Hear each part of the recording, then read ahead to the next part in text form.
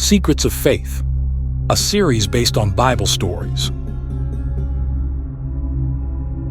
Episode 4, The Ark of Noah. Long, long ago, when the earth was filled with wonders and mysteries, men multiplied upon its surface. In those days, the sons of God gazed in awe at the daughters of men, marveling at their beauty and grace.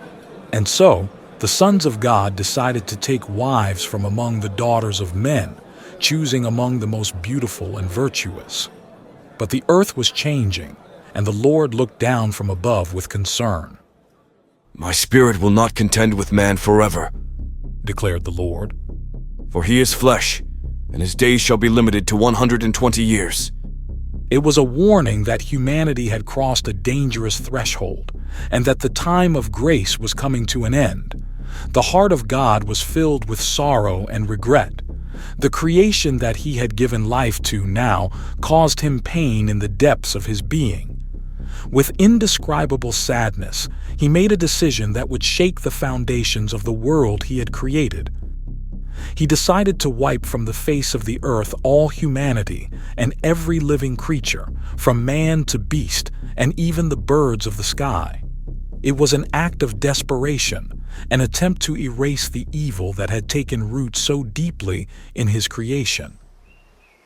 But amidst the darkness that loomed over the earth, a ray of hope shone in the form of a righteous and upright man named Noah. Noah, with his pure heart and devotion to God, found favor in the eyes of the Lord amidst the chaos and destruction. And so, as the flood threatened to erase all life from the face of the earth, Noah received a divine mission to build an ark to save his family, his wife and his sons, Shem, Ham, and Japheth, and through them with their wives to start the repopulation of the earth. It was an act of mercy in the midst of divine judgment, an opportunity to start anew and purify the earth of the evil that had consumed it. One day, as Noah walked through the field, the words of the Almighty echoed in his ears, a voice that seemed to whisper in the very wind itself.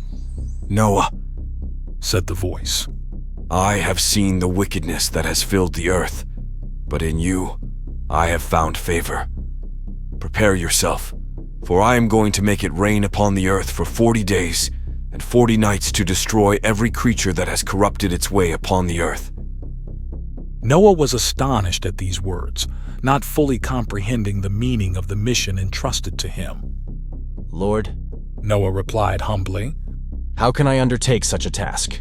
The voice of God resounded firmly in his heart. "Build an ark of wood with rooms and seal the wood with pitch inside and out.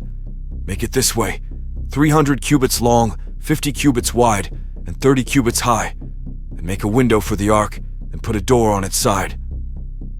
It was a monumental task, but Noah accepted the challenge with humility and determination.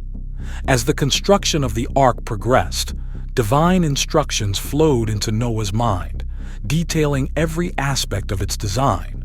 "You shall make a door for the ark, and you shall finish it to a cubit from above, and set the door of the ark in its side.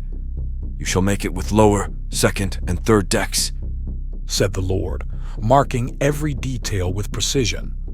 But along with the instructions for the construction of the ark, God also gave Noah a crucial command: to gather 2 of every kind of living creature and bring them onto the ark to ensure their survival. "Of every living thing of all flesh, you shall bring 2 of every kind into the ark to keep them alive with you. They shall be male and female," instructed the Lord. Noah nodded solemnly, understanding the importance of this task. And so, with the help of his sons, he began the arduous task of collecting and preparing the creatures that would join them on the journey.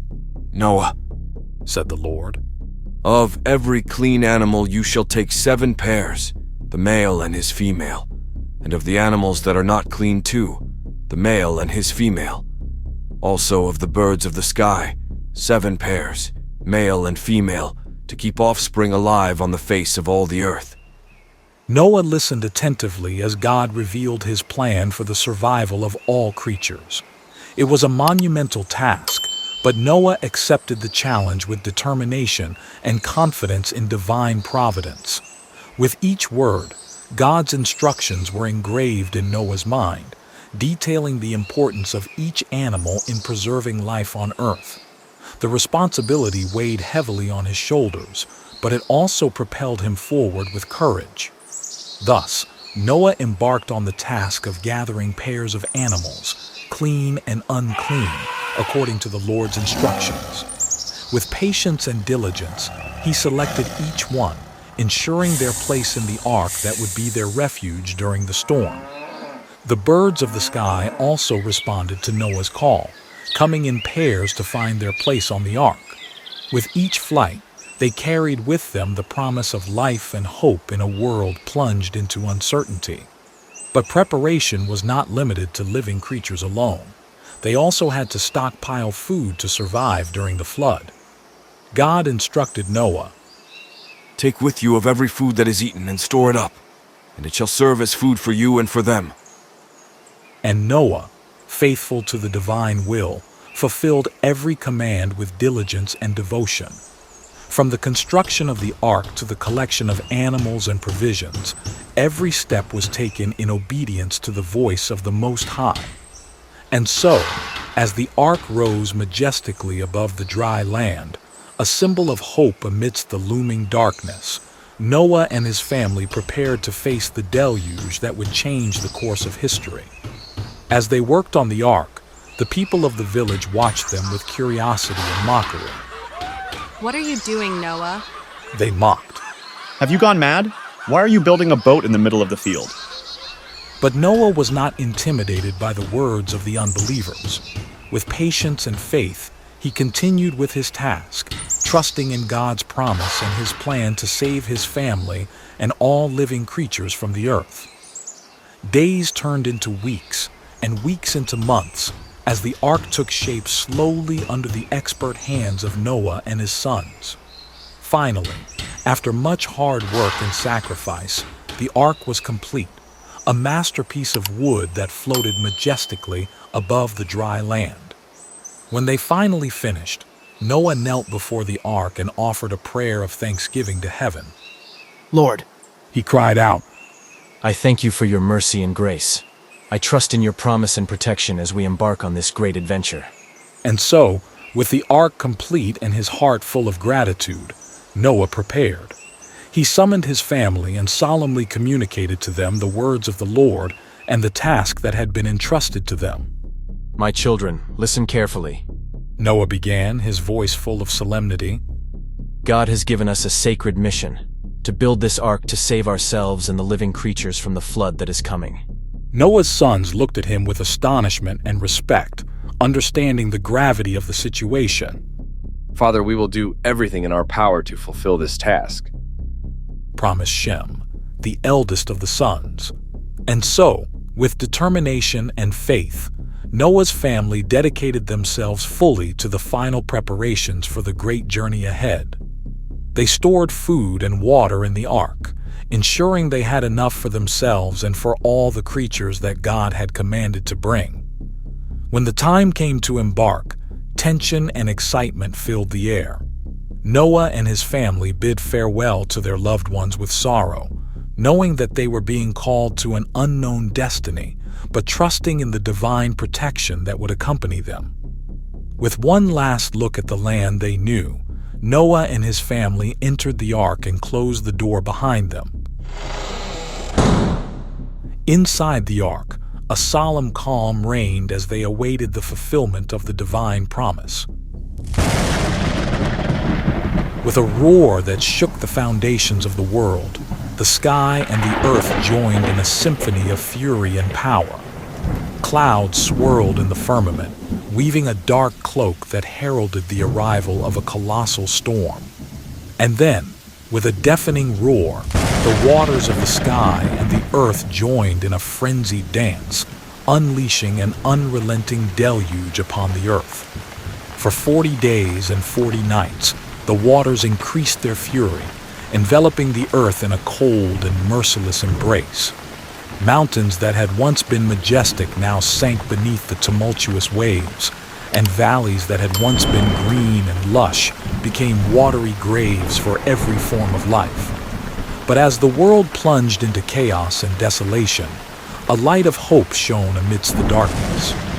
Inside the ark, Noah and his family were safe, protected by the sturdy wooden walls they had built with their own hands. And with them, every living creature that had found refuge within, from the largest to the smallest, was fed and protected by the providential hand of God. For 40 days and 40 nights, the ark became a floating sanctuary amidst the furious ocean, an island of hope in a sea of despair. And as the waters continued their relentless reign over the earth, Noah and his family kept the flame of faith alive, trusting that the divine promise of salvation would be fulfilled, and that, at the end of the storm, they would find dry land once more. In the days after the great flood, when the turbulent waters began to recede and the thirsty earth longed for the sunlight once more, Noah's ark came to rest silently upon the summit of the majestic Mount Ararat, an island of hope in a sea of destruction. With caution and hope, Noah opened the doors of the ark, releasing the creatures that had shared their refuge for so long. A raven, cunning and brave, was the first to fly towards freedom, seeking signs of life on the vast horizon. Then, a dove, delicate and gentle, followed in its footsteps, carrying with it the hope of finding dry land amidst the tumultuous waves.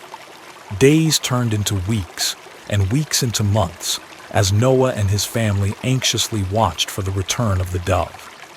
And then, on a blessed day, the dove returned with an olive branch in its beak, a symbol of renewed life and hope for the future. With hearts overflowing with gratitude, Noah and his family descended from the ark, stepping onto dry land once more. The seeds of a new beginning had been sown, and it was time for life to flourish once again on the earth. As the earth was once again revealed under the sunlight, Noah found himself amidst a transformed landscape. As the ark rested upon the summit of a mountain, Noah felt the urgency to express his gratitude to the Almighty for the salvation he and his family had found. With determination, Noah set out to build an altar to offer a sacrifice to God, the Lord who had guided his way through the storm. He selected from among the clean animals and clean birds that had been preserved in the ark, preparing them for sacrifice with reverence and solemnity. As the fire consumed the sacrifice on the altar, a sweet and comforting fragrance rose to the heavens, reaching the skies like an echo of Noah's gratitude and devotion. And deep in his heart, God perceived the aroma and was pleased. Then, in a gesture of love and mercy, the Lord promised himself that he would never again curse the earth or destroy all living creatures as he had done. He acknowledged the inherently imperfect nature of the human heart, but he also saw the possibility of redemption and renewal. And so, as the sun set on the horizon and peace descended upon the earth, Noah and his family received the promise of the Lord with gratitude and hope. And in that moment of communion with the divine, they understood that, despite the challenges they faced, they were surrounded by the eternal love of the Almighty. Thank you for watching Secrets of Faith. If you enjoyed it, remember to subscribe and activate notifications so you don't miss the next episodes.